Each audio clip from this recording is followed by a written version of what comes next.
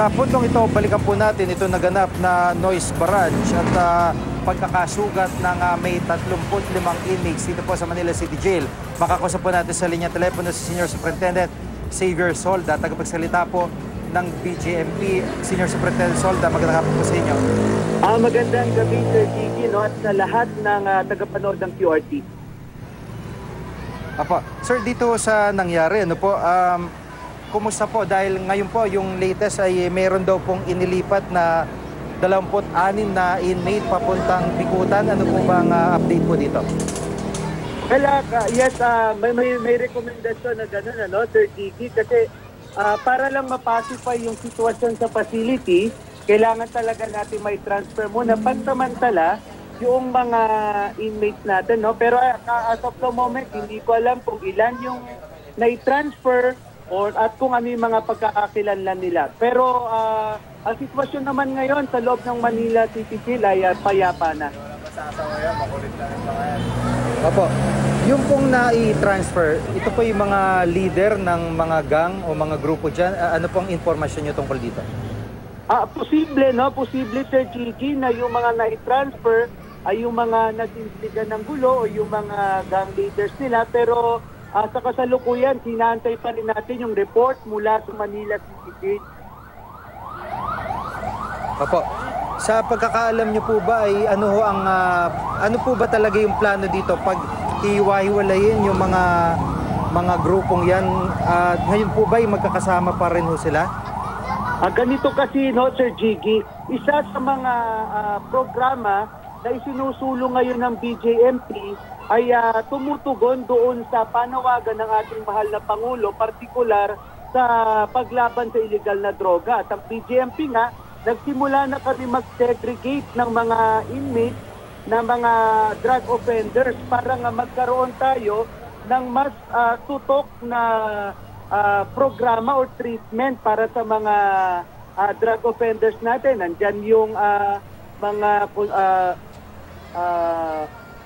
mga pakikipag-usap sa kanila, yung kanilang physical fitness program, no, mga counseling sessions, kasi iba ang pangangailangan noong mga drug offenders. At isa nga sa programa na ibinibigay sa kanila, yung Therapeutic Community Modality Program.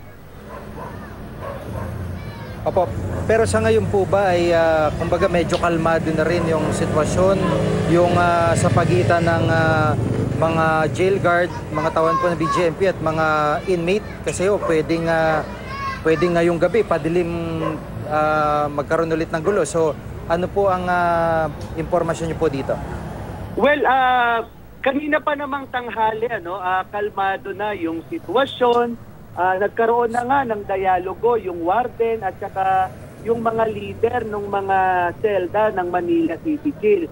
At ang BJMP naman, kung sakali mag-escalate yan, nandyan naman yung ating Special Tactics and Response Team. At papasalamat din kami kasi katulong natin yung PNP, no?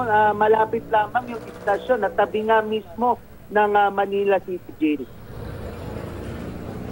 At sa ngayon po ay itutuloy pa rin ho ba ng BJMP ang planong pag-iwa-iwalay dito sa mga drug offenders at ibang mga preso po sa pagkatapos po na nangyaring ito? Tama po kayo dyan, Sir Gigi, no? Hindi po mababali ang paninindigan ng BJMP na iayos ang pamamahala ng aming mga pilitan. Ang pinagmamalasakitan po natin dito sa sitwasyon na ito ay yung mga inmates natin. Ang gusto po kasi natin, habang nandoon sila sa loob, meron na pong rehabilitasyon na nangyayari sa kanila. At sila lamang naman po talaga ang ating primary concern dito. Opo.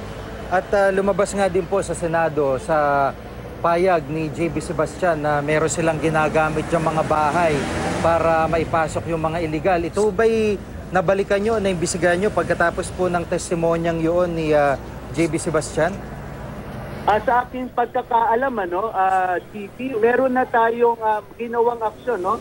Ang National Capital Region ay nag-imbestiga na, particular dyan sa issue na yan. Ang sa atin naman po, patuloy yung ating panawagan na sana, no, makipagtulungan yung mga kabahayan sa paligid ng Manila City Jail para mapigilan itong pagpasok ng mga kontrabando. At sa parte naman po ng ating mga personnel, patuloy po yung ating paalala sa kanila na lalong maghigpit at tulungan po yung pamunuan ng BGMP na maging kaisa ang Manila City Jail sa pagsumpo ng kontrabando sa loob ng pihitan. Opo, sa panig naman ho ng mga kaanak ng mga preso, ano ho ang mensahe nyo bilang panghuling katanungan po? Wala sa mga kaanak po nung mga miyembro ng Batang City Jail, yung nasa dorm 9 and 10, sinisigurudan mo po namin na maayos po ang kalagayan ng inyong pamilya. Bumaba naman po sila kaagad kanina, bagamat meron pong mga ilan na nasugatan kasi umakyat sila sa bubong at doon nga nagkasugat sila. Pero hindi naman po, ito'y mga minor lamang at meron po tayong mga doktor na nasa loob po ng facility ng Manila City Jail at kaagad na nagbigay lunas sa kanila. At Sir Jigen, Pangulo, sa publiko po, aasahan nyo po na patuloy na magbabantay ang BGMP sa mga facility na to at patuloy po kami magsusulong ng mga programa na tutugon sa pangangailangan ng mga inmate, partikular dun sa rehabilitasyon ng mga kababayan natin na naging biktima po ng salot na illegal na droga. Maraming salamat sa pagkakataon, Senior Superintendent Xavier Solda, tagapagsalita po ng BGMP. Salamat po. Maraming salamat po. Magandang gabi. Samantala, patuloy po kaming nakatutok sa Manila City Jail kung saan halos 4 na po ang sugatan sa gulo kasunod ng noise barrage. Ipinatawag na ng warden ng mga leader ng iba't ibang grupo at gayunman, tuloy raw ang plano pag-iwalay gaya po na nabanggit ni Senior Superintendent Solda sa mga bilanggong sangkot sa kasong may kinalaman sa droga.